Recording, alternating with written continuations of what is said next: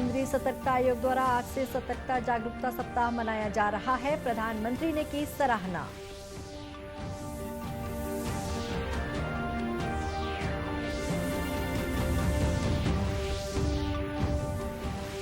मुख्यमंत्री ने दीपावली के अवसर पर कुम्हारों, स्व सहायता समूहों और छोटे कारीगरों से कोई भी कर या शुल्क नहीं लेने का आदेश दिया।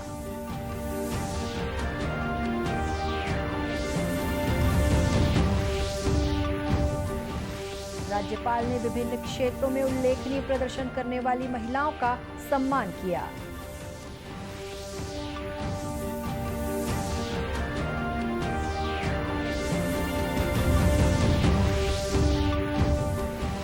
और केंद्र तथा राज्य सरकार की विभिन्न योजनाओं के हितग्राहियों के लिए रायगढ़ में लगाया गया जिला स्तरीय ऋण मेला।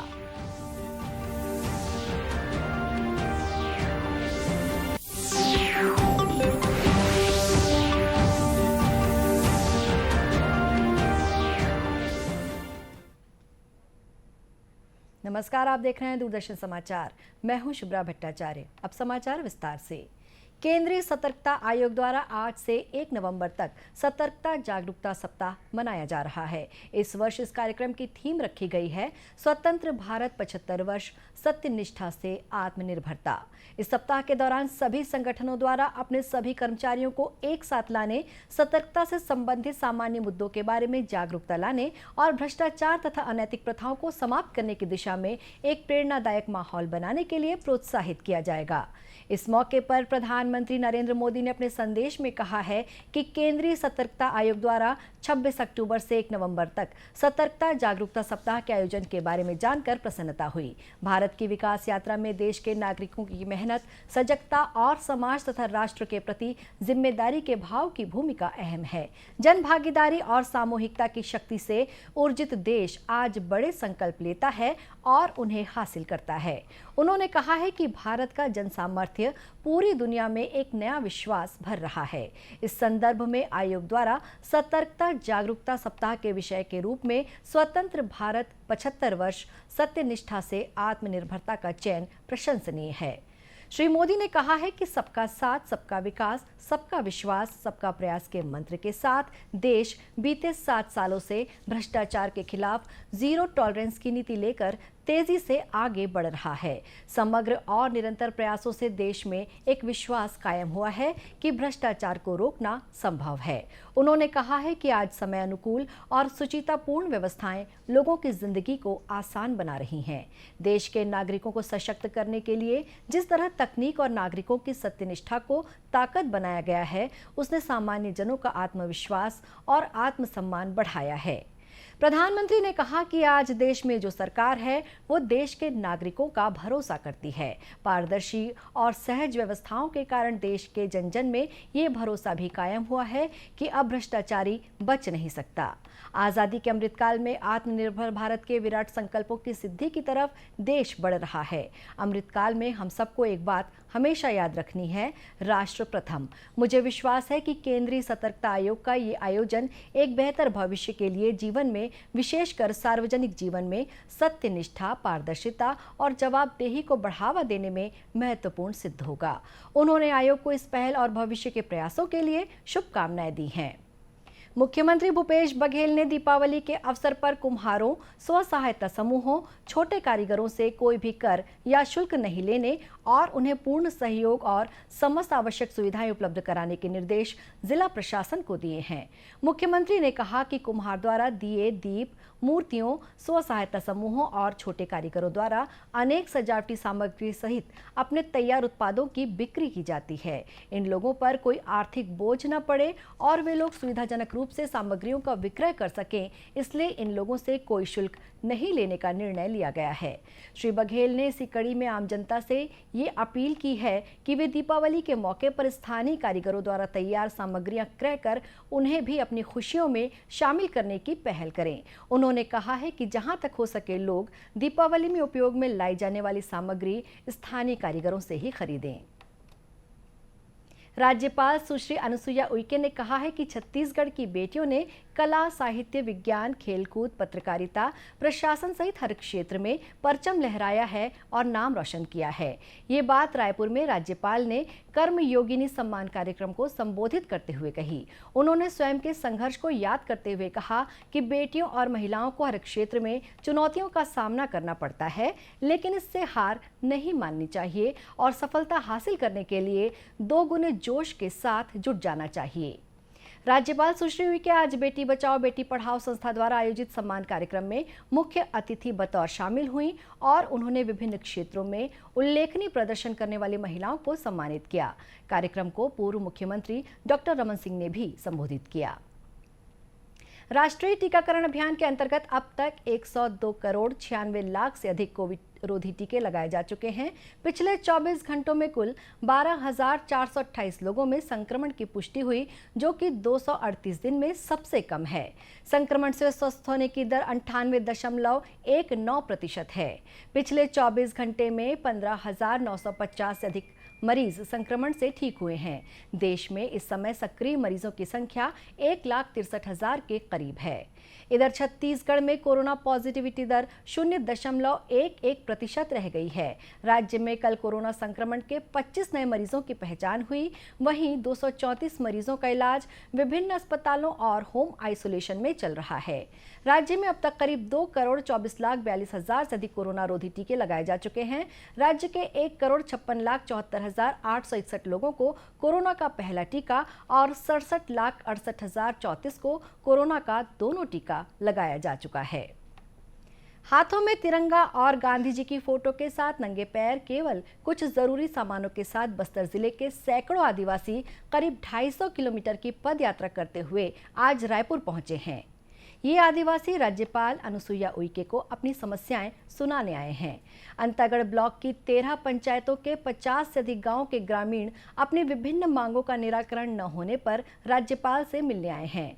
ग्रामीण सोमनाथ उसेंडी ने बताया कि कोलार क्षेत्र के भैंस गांव, तालाबेड़ा, बेहा, सालेभाटा और फूलपाड़ के साथ कई अन्य गांव के लोगों को शासकीय कार्यों के लिए करीब 150 किलोमीटर का सफर तय कर जिला मुख्यालय कांकेर जाना पड़ता है, जबकि उनका गांव नारायणपुर जिला मुख्यालय से मात्र 20 किलोमीटर की दूरी पर स्थित है। ग्रामीणों की मांग है कि उनके क्षेत्र को नारायणपुर जिले में शामिल किया जाए, क्योंकि वे अपनी अन्य सभी जरूरतों के लिए नारायणपुर जिला मुख्यालय ही जाते हैं। इस क्षेत्र के ग्रामीण उनके गांव को नारायणपुर जिले में शामिल करने की मांग को लेकर बीते करीब 1.5 महीने से रावघाट मंदिर के पास अनिश्चितकालीन हड़ताल कर रहे हैं। रायपुर पहुंची पदयात्रा में हजारों आदिवासी शामिल हैं। वे चाहते हैं कि राज्यपाल उनकी परेशानियों को समझें और संवेदनशीलता के साथ इसका निराकरण करें। केंद्र और राज्य सरकार के हितग्राही मूलक योजनाओं से संबंधित जानकारी और प्रकरणों के निराकरण के लिए रायगढ़ में जिला स्तरीय ऋण मेला का आयोजन किया गया। क्रेडिट आउटरीच अभियान मेगा कैंप का शुभारंभ रायगढ़ कलेक्टर भीम सिंह ने किया। इस ऋण मेले में विभिन्न बैंकों और सरकारी विभागों के साथ स्व सहायता समूह की महिलाओं द्वारा स्टॉल लगाए गए थे। कार्यक्रम में रायगढ़ कलेक्टर ने विभिन्न योजनाओं के तहत हितग्राहियों को चेक वितरित किए। भारतीय स्टेट बैंक के उप प्रबंधक राजेश कुमार ने बताया कि इस मेले में जिले में संचालित सभी बैंकों के प्रतिनिधि शामिल हुए हैं, जिससे हितग्राहियों में काफी उत्साह है। जानकारी हासिल किया जा सकता है, लेकिन ज़्यादातर जो लोन के ऊपर जो बल दिया जा रहा है वो है जो स्वरोजगार जिससे स्वरोजगार जनरेट हो सके, जैसा कि prime minister employment guarantee schemes है, प्रधानमंत्री मुद्रा स्कीम्स है, प्राइम मिनिस्टर स्वनिधि स्कीम्स है जो वेंडर्स को दिया जाता है, सेल्फ हेल्प ग्रुप का स्कीम्स है। ऐसे लोगों पर ज़्यादातर जोर दिया जा रहा है। अन्यथा अदर लोन्स है जैसा कि किसान क्रेडिट कार्ड्स है या फिशरी लोन्स है, डेयरी लोन्स है या हाउसिंग लोन्स, बाकी सारे लोन के ऊपर भी जानकारी ले सकते हैं और उसका लाभ उठा सकते हैं। एक महिला स्व सहायता समूह के सदस्य ने कहा है कि उन्हें कर मिला है, जिससे वे अपने लघु उद्योग को और बेहतर तरीके से संचालित कर सकेंगी। मतलब 1,000 महालक्ष्मी स्व सहायता समूह और उससे ज़्यादा इनकम होगा तो और ज़्यादा बताएंगे। वहीं रायगढ़ कलेक्टर भीम सिंह ने उम्मीद जताई कि इस आउटरीच कैंप से ज़्यादा लोगों को लाभ मिलेगा, जिससे छोटे व्यवसायियों को अपना व्यवसाय बढ़ाने में आसानी होगी। आज़ादी के लिए भारत का शानदार संघर्ष आधुनिक विश्व के महानतम संघर्षों में से एक है। दूरदर्शन समाचार इतिहास की धारा को बदलने वालों की कहानी रोजाना आपके लिए लेकर आ रहा है। आज हम बात कर रहे हैं कि कैसे महाराजा हरि सिंह ने 26 अक्टूबर 1947 को विलय पत्र पर हस्ताक्षर किए।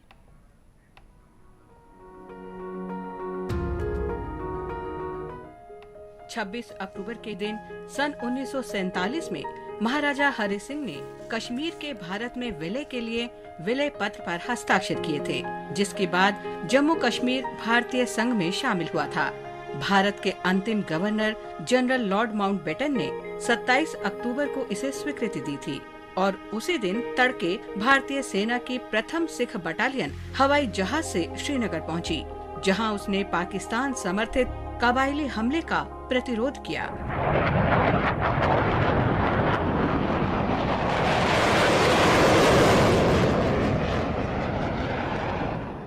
जम्मू कश्मीर की रियासत अमृतसर की संधि के अंतर्गत 1846 में ब्रिटिश शासन में शामिल की गई थी। कबायलियों ने महाराजा की सेना के मामूली प्रतिरोध के बाद उड़ी और बारामूला पर कब्जा कर लिया और ऐसा लग रहा था कि जल्द ही श्रीनगर पर भी कबायलियों का कब्जा हो जाएगा। 24 अक्टूबर को महाराजा हरि सिंह ने हमलावरों को रोकने के लिए भारत से सैन्य सहायता मांगी। लॉर्ड माउंटबेटन की अध्यक्षता वाली भारत की रक्षा समिति ने 25 अक्टूबर 1947 को महाराजा के इस आग्रह पर विचार किया। समिति का निष्कर्ष था कि कश्मीर सरकार के पहले आग्रह के अनुसार हथियार और गोला बारूद भेजना तुरंत आवश्यक था, ताकि श्रीनगर में स्थानीय लोग हमलावरों से बचाव करने में समर्थ हो सके। रक्षा समिति ने तत्कालीन गृह सचिव वीपी मेनन को उसी दिन मौके पर अध्ययन के लिए भेजा। वे अगले दिन नई दिल्ली लौट आए। उन्होंने सुझाव दिया कि हमलावरों से कश्मीर को बचाने के लिए सेना को कश्मीर भेजना पहली आवश्यकता है। आखिरकार महाराजा ने 26 अक्टूबर को विलय पत्र पर हस्ताक्षर कर दिए।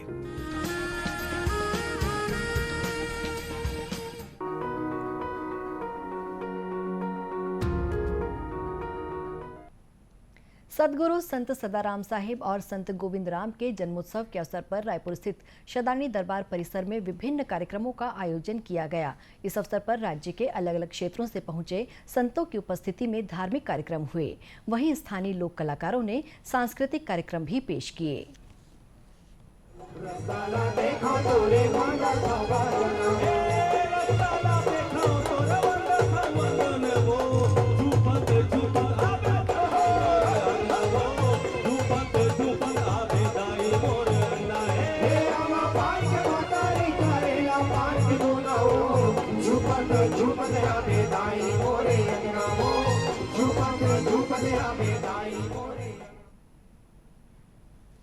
शदानी दरबार के युधिष्ठिर महाराज ने कहा कि दरबार की मान्यता के अनुसार मानव सेवा को ही सर्वोपरि माना जाता है। प्रकृति की करो, यज्ञ हवन के माध्यम से प्रत्यक्ष अपने आस पड़ोस वालों की करो, अब जरूरतमंदों की करो, यानी जनता में जनार्दन को ढूंढो, मानव में माधव को ढूंढो, उन्हें प्रेम बांटो, उन्हें अपनापन दो और ऐसी सद्भावना के साथ इस छत्तीसगढ़ प्रांत में शांति और सुख स्वास्थ्य की मंगल कामना करो। शदानी दरबार परिसर में हर वर्ष जन्मोत्सव कार्यक्रमों का आयोजन किया जाता है। दूरदर्शन केंद्र रायपुर से प्रसारित होने वाले प्रादेशिक समाचार को आप YouTube पर भी देख सकते हैं। हमारे YouTube channel Chhattisgarh DD news पर प्रादेशिक समाचार उपलब्ध रहेगा। YouTube चैनल का लिंक और QR कोड आप स्क्रीन पर देख सकते हैं। अपने एंड्रॉयड फ़ोन से QR कोड स्कैन कर आप छत्तीसगढ़ डीडी न्यूज़ लिंक पर जा सकते हैं। इसके अलावा छत्तीसगढ़ डीडी न्यूज़ फेसबुक और ट्विटर पर भी उपलब्ध है। अंत में मुख्य समाचार एक बार फिर। केंद्रीय सतर्कता आयोग द्वारा आज से सतर्कता जागरूकता सप्ताह मनाया जा रहा है। प्रधानमंत्री ने की सराहना।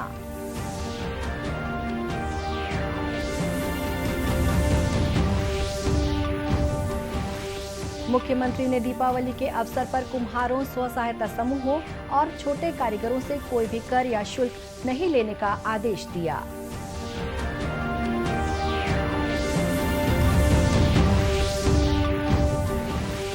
राज्यपाल ने विभिन्न क्षेत्रों में उल्लेखनीय प्रदर्शन करने वाली महिलाओं का सम्मान किया।